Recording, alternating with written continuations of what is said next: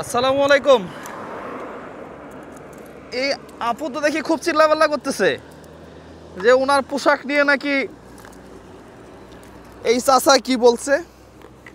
বলার পরে এখন আপু আইসা লাইভের মধ্যে রিভিউ দিতেছে যে পোশাক নিয়ে কেউ কথা বলতে পারবেন না।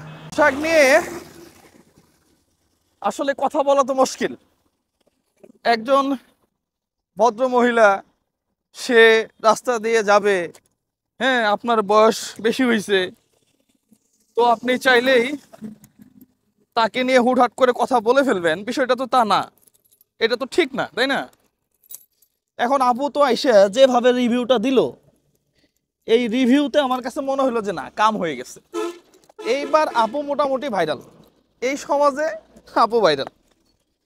তো দেখেন, একটা কমেন্ট করাতে আপুও ভাইরাল হইল, চাচারও বাণিজ্য সব গেল। তো এত কিছুর কি দরকার ছিল? ফাইনালি অনেকেই আমার এসএমএস করতেছে যে ভাই আপনি কিছু বলেন তো, রাস্তাঘাটে এত ময়লা, আপনার একটুতেই ময়লা হয়ে যায়। তো আমি যেটা বলতে যাচ্ছি যে সাপোজ আমি একজন মহিলা এবং ইসলামে আছে হচ্ছে আপনাকে পর্দা করতে হবে বা আপনাকে মুখ মণ্ডল এতটুকু ঢেকে রাখতে হবে, হ্যাঁ, এবং আপনার যেগুলো ঢাকার জায়গা আর কি, যেগুলা ঢেকে রাখতে হবে সেগুলা খোলা যাবে না। ঠিক এই জায়গাগুলাকে আপনাকে ঢেকে রাখতে হবে। ঠিক এই জায়গাগুলা যদি আমি 2024 সালে অত্যাধুনিক হয়ে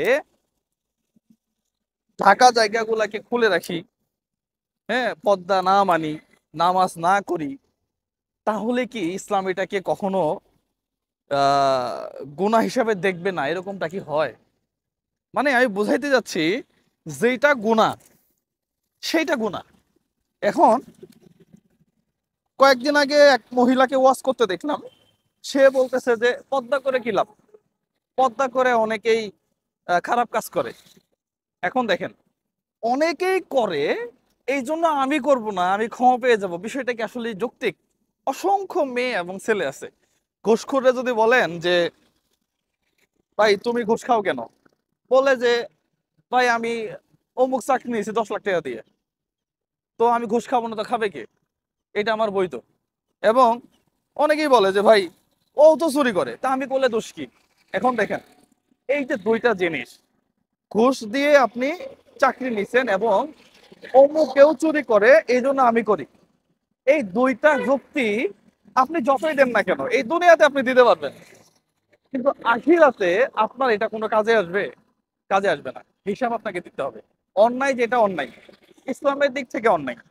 এখন এই যে আপনার পর্দা, যেটা মেয়ে মানুষের কিছু সময় আছে, যেই সময়গুলোতে আপনি যদি নামাজ না পড়েন সমস্যা নাই, কিন্তু আপনার ওই সময়েও পর্দার মাপ নাই।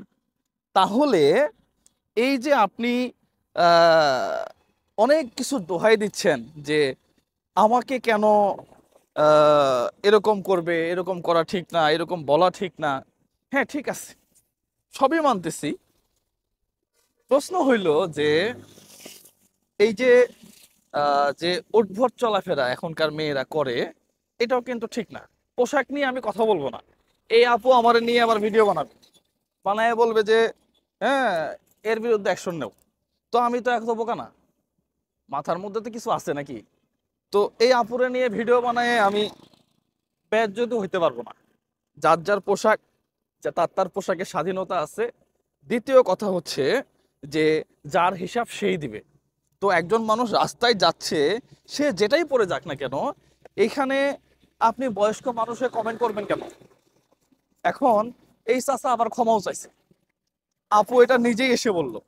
তো ক্ষমা চাওয়ার পরে আপু আবার একটা চমৎকার রিভিউ দিল, সেটাও ভালো লাগলো।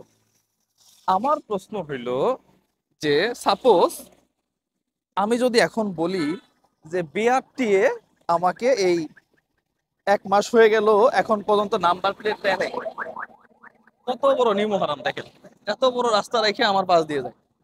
আচ্ছা, তো এই যে বিআরটিএ 1 মাস হয়ে গেল আমাকে এখনো নাম্বার প্লেট দেয় নাই, আমি যদি বিআরটি এর পক্ষে বা বিপক্ষে কথা বলতে যাই, তাহলে আমাকে অবশ্যই কিছু ডকুমেন্ট লাগবে, সামনে যদি একটু গাড়িটা থাকে তাহলে কথার সৌন্দর্যটা বাড়ে, হ্যাঁ, দেখতে সুন্দর দেখায়, দর্শকের কাছে গ্রহণযোগ্যতা আসে।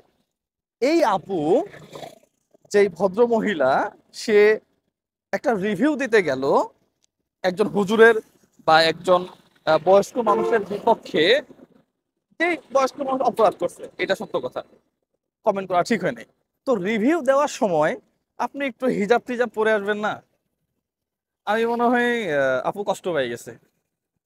কষ্ট পাইলে কিছু করার নাই, আপনি একটু হিজাব পরে আসলে, একটু সুন্দর পোশাক পরে আসলে জিনিসটা আরেকজনের কাছে গ্রহণযোগ্যতা পাইতো। এই যে প্রায় 9 মিলিয়ন 10 মিলিয়ন ভিউ হয়েছে, এর মধ্যে প্রায় 10-12 হাজার কমেন্ট, অধিকাংশ কমেন্টই নেগেটিভ কমেন্ট। তাহলে জিনিসটা তো গ্রহণযোগ্যতা পাইলো না।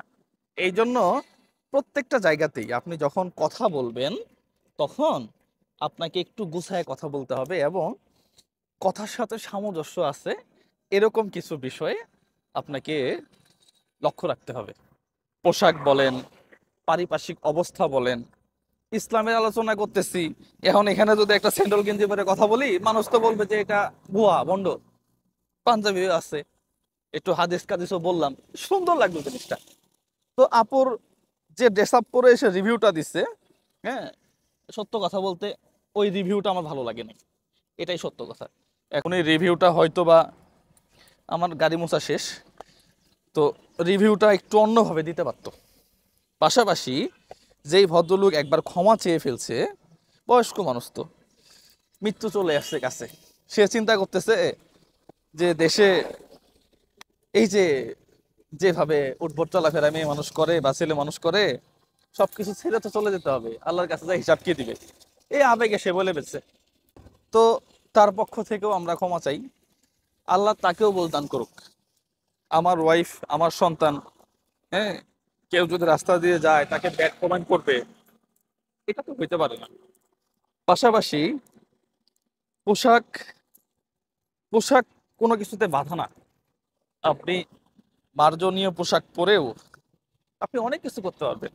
আমি বুঝি না, আমি হয়তো বা বুঝাইতে পারি নাই, যাই হোক ক্ষমা করবেন আমাকে।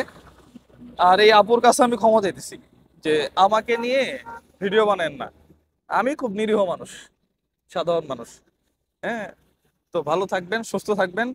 চাচার জন্য দুঃখ লাগতেছে, চাচার ফেসটাও দেখাইলেন, আপনারটাও দেখাইলেন, চাচা ক্ষমা চাইলো তারপরেও দেখাইলেন। যাই হোক, ব্যাড কমেন্ট আমি পছন্দ করি না। চাচা আপনি ভুল করে ফেলছেন, আল্লাহর কাছে আপনিও মাফ চান। পাশাপাশি এই আপুরে বলবো যে ওই যে একটু মার্জনীয়তা নিয়ে এসে সামনে আসলে ভিডিওটা ভালো হইতো। সালামু আলাইকুম রহমতুল্লাহ।